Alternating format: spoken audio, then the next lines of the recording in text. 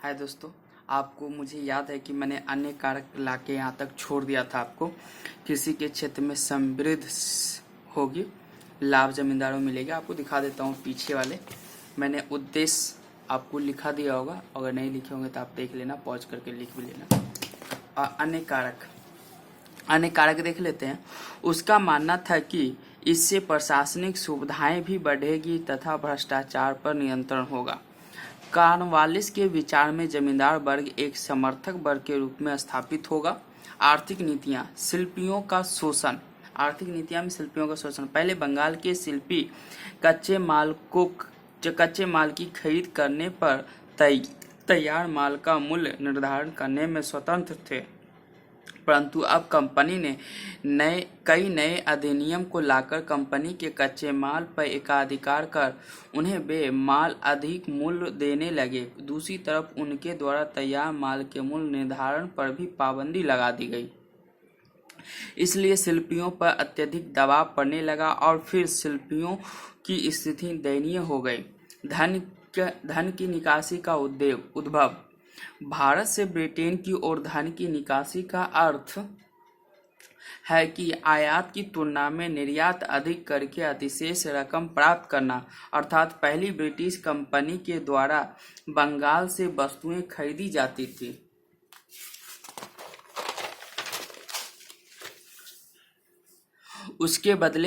उसके बदले में वे ब्रिटेन से सोना एवं चांदी जैसे कीमती धातु का आयात करते थे, परंतु बंगाल की दीवानी प्राप्त होने के पश्चात वे बंगाल से वसूले गए राजस्व का एक भाग व्यापारिक वस्तुओं की खरीद करने में लगाने लगे। इस वस्तुएं भी भारत की और रकम भी भारत की तथा उन्हें निर्यात कर जो मुनाफा कमाया गया वह मुनाफा कंपनी के शेयरधारकों में बंट गया और भारत को इसका अंश भी नहीं मिला, जिस कारण भारत की आर्थिक दशा खराब हुई।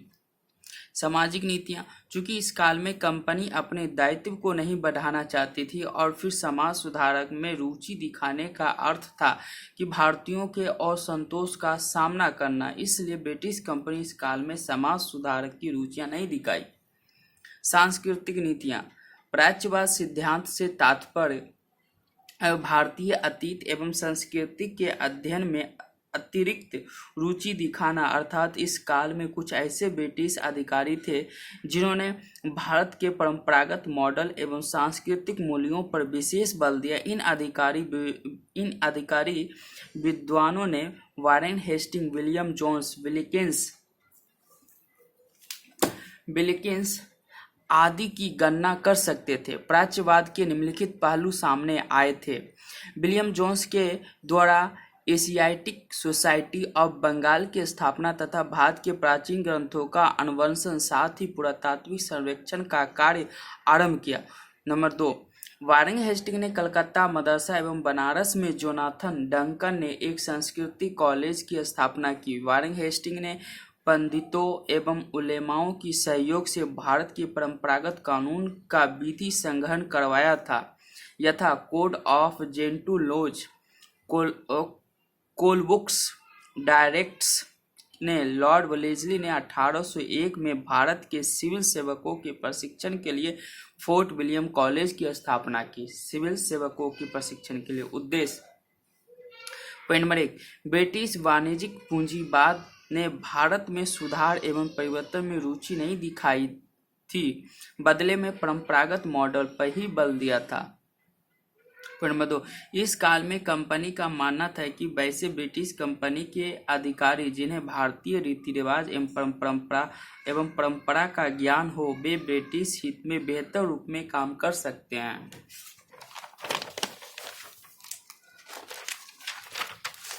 दोस्तों, मैं ज़्यादा बड़ा भी नहीं करना चाहता हूँ। पॉइंट नंबर 3, ब्रिटिश कंपनी भारतीयों को यह संदेश देना चाहते थे कि भारत का प्राचीन काल गौरवपूर्ण रहा है, लेकिन वर्तमान में भारत पतनशील है, अतः भारतीय अपने पुराने गौरव का लौटाना चाहते थे तो वह ब्रिटिश शासन के अंतर्गत ही संभव होगा।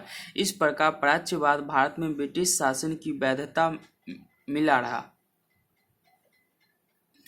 लॉर्ड क्लाइव ने ब्रिटिश कंपनी को एक राजनीतिक शक्ति के रूप में परिवर्तित किया, जबकि वारेन हेस्टिंग ने ब्रिटिश शासन को बेहतर संगठन का आधार दिया, प्रशिक्षण किए। दोस्तों इसका आंसर आपको खुद लिखना होगा, किस प्रकार लिखना होगा मैंने आपको पॉइंट बाय पॉइंट आप देख चुके होंगे, आप बेहतर ढंग से आंसर लिख सकते हैं। और दूसरा क्वेश्चन है, रॉबर्ट क्लाइव ने भारत में कंपनी की राजनीतिक शक्ति की नींव रखी थी, परंतु बंगाल में कंपनी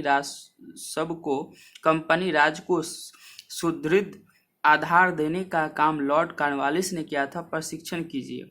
अगर देखा जाए, इसका आंसर देखें, अगर देखा जाए तो रॉबर्ट क्लाइव एक चतुर्थ विजेता था, इसका आंसर है। तो लॉर्ड कॉर्नवालिस एक दक्ष प्रशासनिक। नंबर 1, रॉबर्ट क्लाइव अपनी सैन्य एवं कूटनीति दक्षता का प्रयोग कर ब्रिटिश कंपनी को एक राजनीतिक शक्ति के रूप में परिवर्तित किया। पॉइंट नंबर 2, रॉबर्ट क्लाइव के द्वारा अपनाई गई रणनीति भारतीय शासकों के आपसी संघर्ष से लाभ उठाना, शासकों एवं अधिकारियों के मतभेद से लाभ उठाना,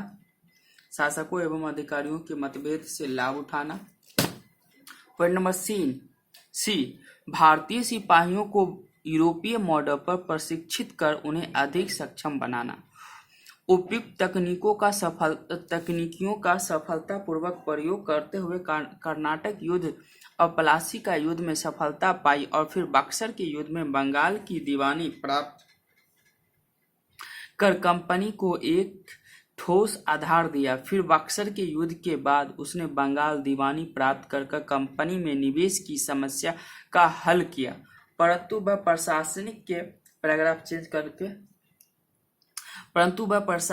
प्रशासन के रूप में विफल सिद्ध हुआ। अतः प्रशासनिक संगठन का वास्तविक कार्य कॉर्नवालिस ने पूरा किया।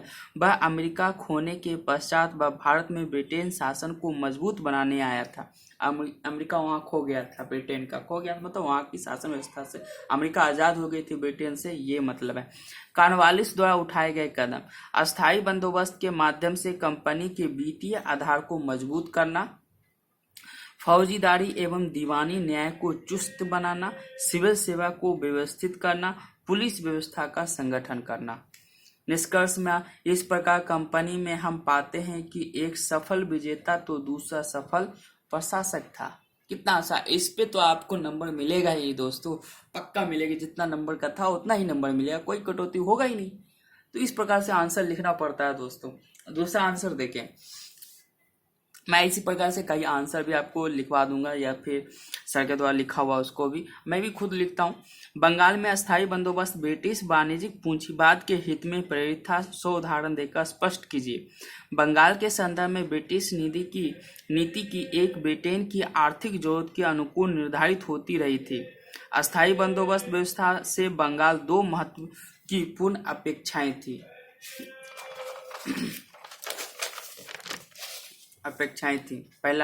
पहला पॉइंट देखिए क्या था, भारतीय व्यापार के संचालन के लिए एक बड़ी निश्चित रकम मुहैया कराना, भारतीय व्यापार के। दूसरा, निर्यात की जरूरत को पूरा करने के लिए अपेक्षित मात्रा में कृषि उत्पादन सुनिश्चित करना। पहली उद्देश्य को पूरा करने के लिए लॉर्ड कॉर्नवालिस ने जमींदारों के द्वारा सरकार को वार्षिक रूप में दिए जाने वाले राजस्व को अस्थायी रूप में निश्चित कर दिया।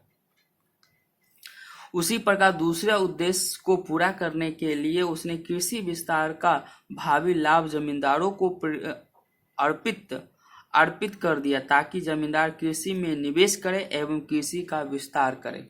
निष्कर्ष में आप क्या लिख सकते हैं, यह दूसरी बात है कि कॉर्नवालिस का उद्देश्य वास्तविक रूप में पूरा नहीं हुआ, परंतु यह सही है कि उसका कदम वाणिज्यिक पूंजीवाद के हित से प्रेरित था। चौथा क्वेश्चन देखें, क्या आप देखिए ये आपका क्वेश्चन नहीं है, पॉइंट भी आपको लिखने का, ये पॉइंट भी है कई आपको महत्वपूर्ण पहलू पे काम कर रहा। क्या आप इस कथन से सहमत हैं कि प्लासी के युद्ध के साथ मध्य युग की समाप्ति एवं आधुनिक युग की शुरुआत हुई? उपयुक्त दृष्टिकोण साम्राज्यवादी लेखकों के द्वारा प्रतिपादित किए जाते रहे हैं कि उनका प्रयास भारत में प्लासी के युद्ध के पश्चात के काल को महान परिवर्तन का काल सिद्ध करना है, परंतु निम्नलिखित कारणों से हम इस मत को स्वीकार नहीं कर सकते हैं। समझ रहे हैं, प्लासी के युद्ध के मध्य युग की समाप्ति कर सकते नहीं। पहला पॉइंट देखिए किस प्रकार, भारतीय इतिहासकार इसे नकारते हैं। प्लासी के युद्ध के लगभग 50 वर्षों के पश्चात के काल तक ब्रिटिश कंपनी ने बहुत ही सीमित रूप में परिवर्तन को स्वीकार किया। अगर परिवर्तनों को प्रोत्साहन मिला तो 19वीं सदी के आरंभ में ब्रिटिश पूंजीवाद जरूरत के अनुकूल। पॉइंट नंबर 2, ब्रिटिश कंपनी ने प्रशासनिक ढांचे को मुगल प्रशासनिक ढांचे को कुछ परिवर्तनों के साथ बनाए रखा था। 18वीं सदी के अंत तक ब्रिटिश ने सामाजिक सुधार में रुचि नहीं दिखाई थी। 18वीं सदी के अंत तक इस काल में ब्रिटिश विद्वान भारत के अतीत एवं प्राचीन मॉडल पर बल देते रहे, इसलिए वे प्राच्यवादी कहलाए। इसके विपरीत प्लासी के युद्ध के बाद भारत से धन की निकासी पर बल मिला, इसलिए यह मानना यह तार्किक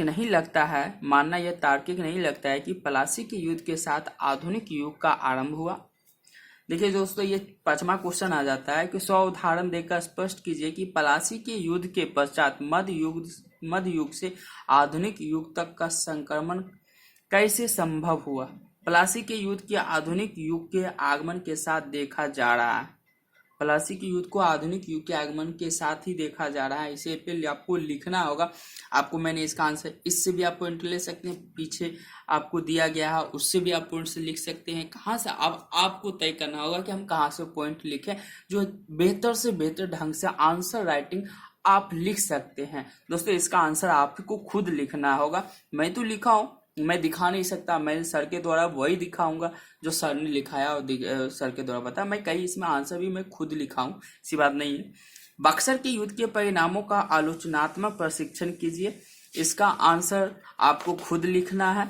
और आपको एक और क्वेश्चन आ जाता है, ये तीसरा, लॉर्ड ब्लेजली ने भारत में सहायक संधि प्रणाली को लागू किया, ब्रिटिश कंपनी की सर्वोच्चता का मार्ग प्रशस्त कर दिया। प्रशिक्षण कीजिए। किस प्रकार सहायक संधि ने लो, जैसे आपने पॉइंट बाय पॉइंट मैंने पढ़ाया, आपको मुझे याद है और आपने नोट किया होगा, बारीकी से अगर नोट किया होगा, आपने देखा होगा, तो वहां से आप इसका आंसर बेहतर ढंग से आप लिख सकते हैं। और इसका बुक भी आपको मणिकांत सर का आप लिख सकते हो, वहां से भी मणिकांत सर ने बुक में थोड़ा सा पीटी के नज़र से बुक में थोड़ा ज़्यादा डीपली लिखा। और क्लास नोट्स है तो उसमें तो भी छांटना ही पड़ता नहीं, क्योंकि मेंस में उतनी डीपली की जरूरत नहीं पड़ती है, फैक्ट की जरूरत नहीं पड़ती है मेंस में भाई। सिर्फ समझाने को एग्जामिनर समझ जाए क्या ऐसा है, उससे तो एक शब्द की जरूरत पड़ती है। मेंस में ये शब्द लिख दो, एग्जामिनर खुद कोई प्रोफेसर रहता है, कोई विशेषज्ञ किसी सब्जेक्ट का रहता है, वो इसी प्रकार से कॉपी चेक होती है। तो आपको खुद इसका आंसर है। दोस्तों, बस यहीं तक मैं वीडियो बनाना चाहता हूँ। आगे आपको उपनिवेशवाद का टॉपिक आ जाता है यहाँ से, और उद्देश्य, राजनीतिक नीति, प्रशासनिक नीति, आर्थिक नीति, सामाजिक नीति, सांस्कृतिक नीति, उपनिवेशवाद तथा औद्योगिक चरण। उपनिवेशवाद मतलब किस प्रकार भारत उपनिवेशवाद रहा ब्रिटेन के अधीन। औद्योगिक चरण भी देख लेंगे कि भारत में औद्योगिक का चरण 1863 1850 58 के बीच।